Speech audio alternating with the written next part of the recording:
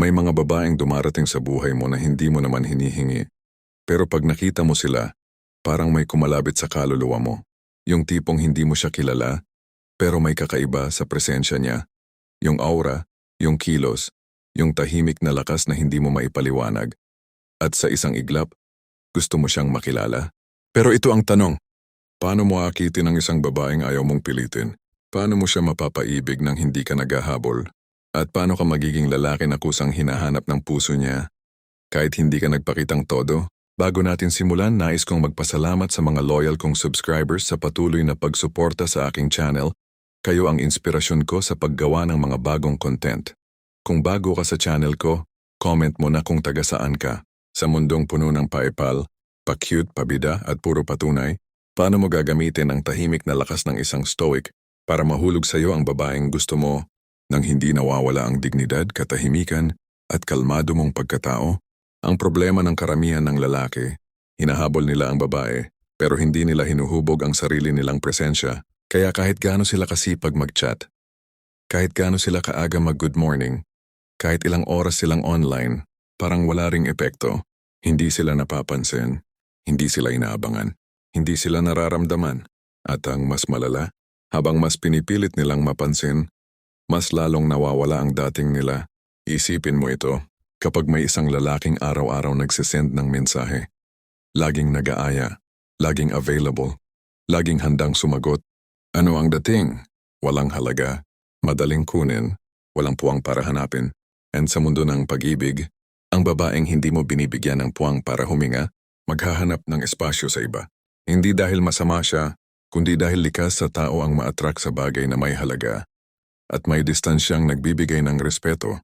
Kaya ang tanong, paano mo aakitin ang isang babae? O kung ang unang tingin pa lang niya ay wala kang sariling mundo, dito nagsisimula ang totoong sakit.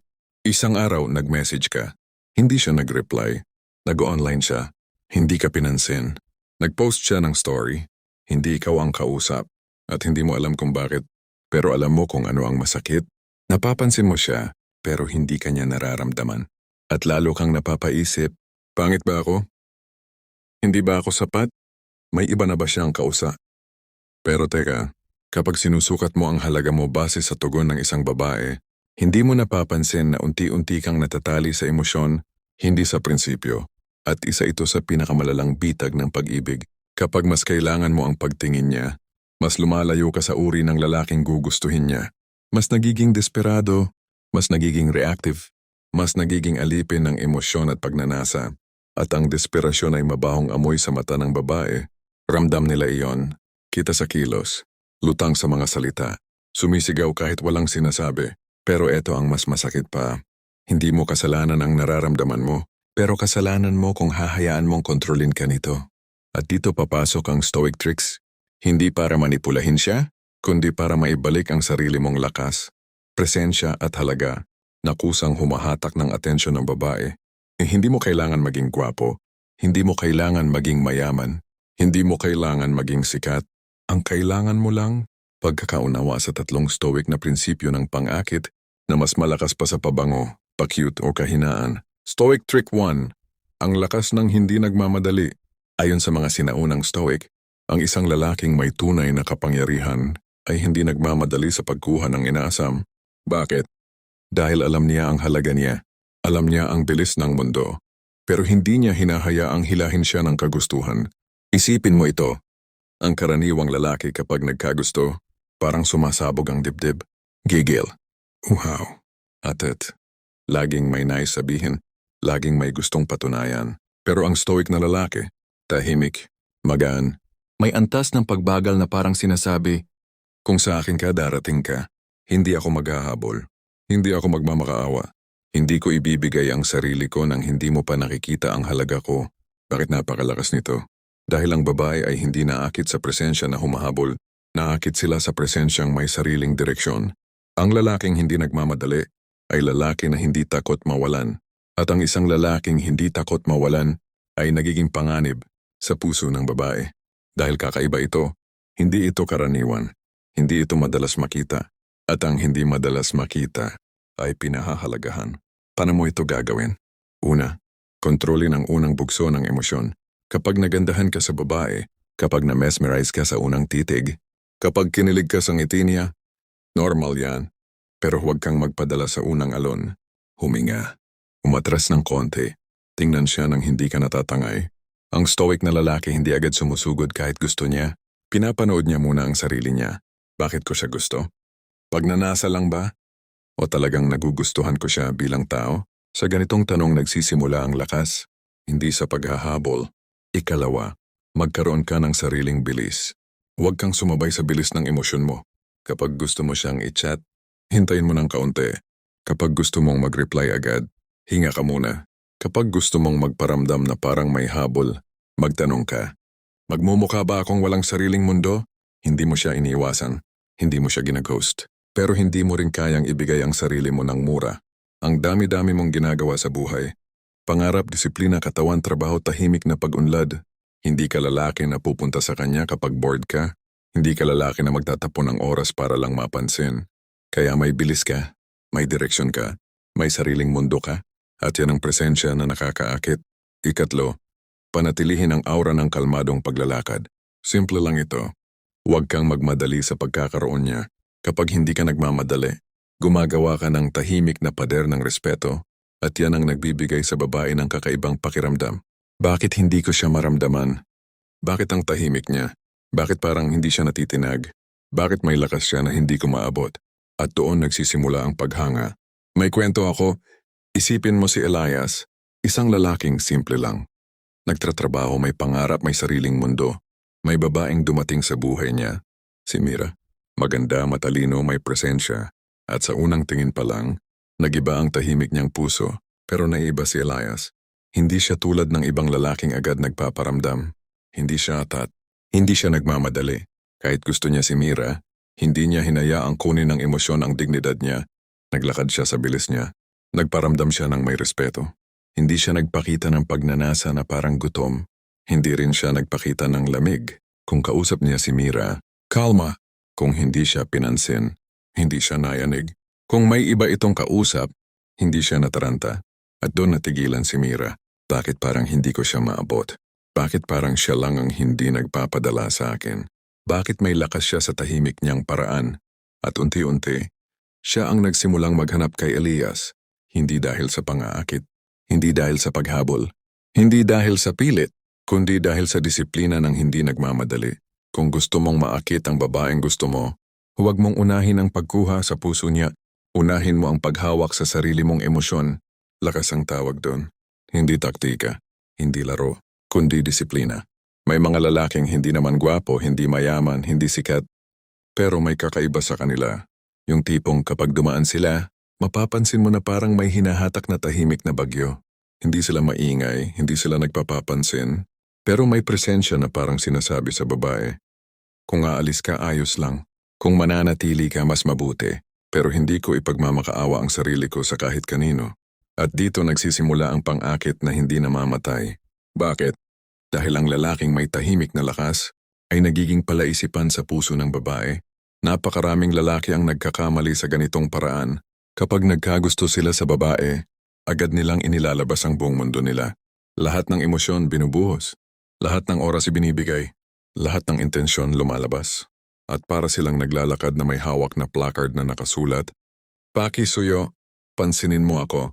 Sa unang tingin sincere, pero sa mata ng babae kadalasan ganito ang dating. Walang sariling direksyon. Madaling makuha. Walang misteryo. At ang babaeng nawalan ng misteryong aabutin, nawawalan ng interes. Ang pag-ibig ng babae ay parang apoy. Hindi pwedeng sobrang lakas na masakal niya. Hindi rin pwedeng sobrang hina na mamatay agad. Kailangan tama ang distansya, tamang init, tamang pag-alaga. Pero karamihan ng lalaki, either sobrang lapit o sobrang layo. Walang gitna, walang disiplina. Puro emosyon, walang prinsipyo.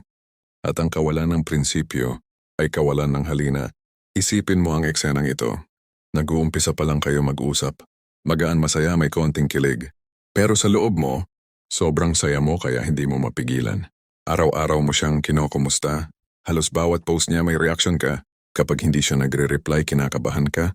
Kapag may ibang lalaking nag-comment, sumasakit dibdib mo.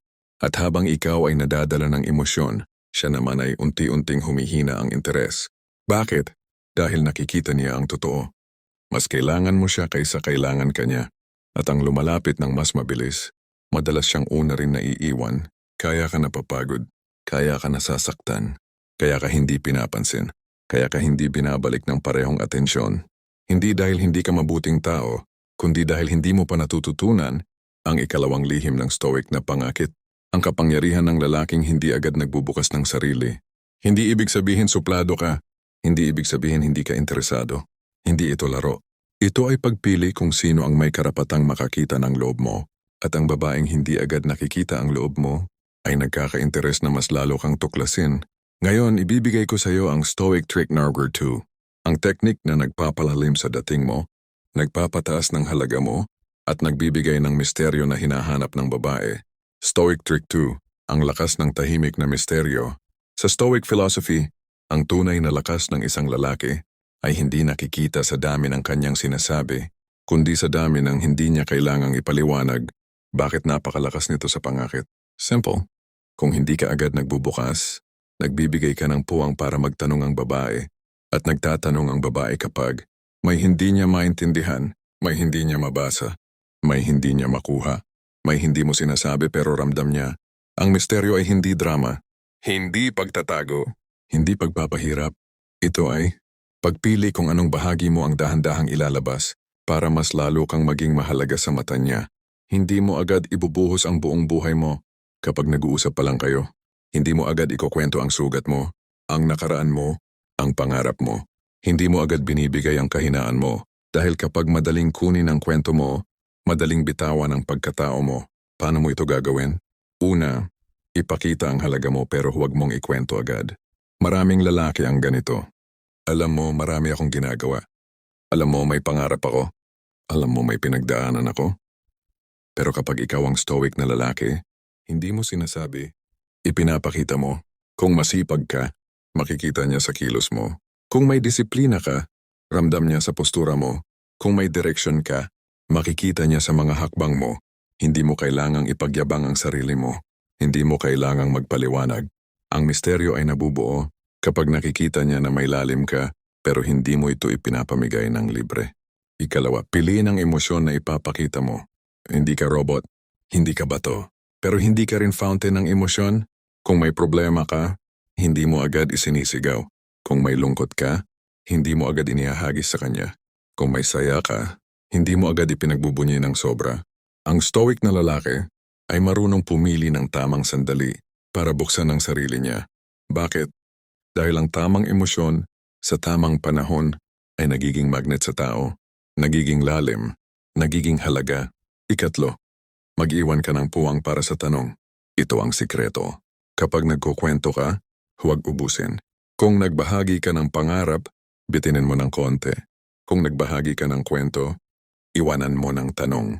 Kung may ginagawa kang proyekto, huwag ibigay lahat ng detalye. Hindi para pahirap, kundi para magkaroon ng dahilan. Ang babae na bumalik sa usapan ninyo, ang tao ay naaakit, hindi sa kompletong larawan, kundi sa larawang hindi pa niya nakikita. Balikan natin si Elias.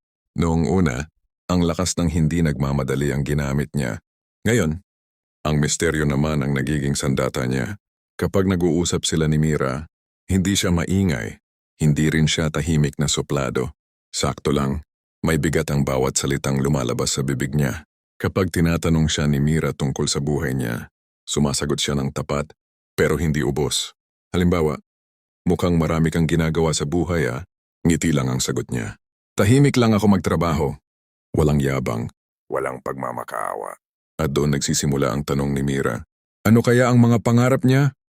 Ano kaya ang mga pinagdaanan niya? Sino kaya ang babaeng minahal niya noon? Bakit parang may lalim siya na hindi ko maabot? At ang babae, kapag nag-iisip tungkol sa lalaki, unti-unti siyang naakit. Ang misteryo ang nagiging apoy na hindi niya napapatay sa isip niya. At isang gabi, si Mira ang nag-message. Tambay ka ba ngayon? Gusto kitang makausap. Hindi dahil bored siya, kundi dahil gusto niyang maramdaman ang lalim na hindi na ibibigay ng ibang lalaki. Kung gusto mong akitin ang babaeng gusto mo, huwag mong ialok agad ang kaluluwa mo. Huwag mong ibuhos ang kwento mo sa unang linggo pa lang. Huwag mong ipamigay ang lalim mo ng murang halaga. Panatilihin ang misteryong nagbibigay presyo sa pagkatao mo. May isang uri ng lalaki na hindi kailangan ng mahabang salita, mamahaling gamit, o pakitang gilas para mahulog ang babae sa kanya. Hindi siya maingay. Hindi siya pabida.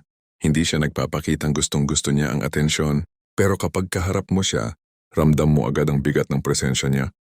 Yung tipong parang tahimik pero puno ng direksyon. Simple pero may misteryo.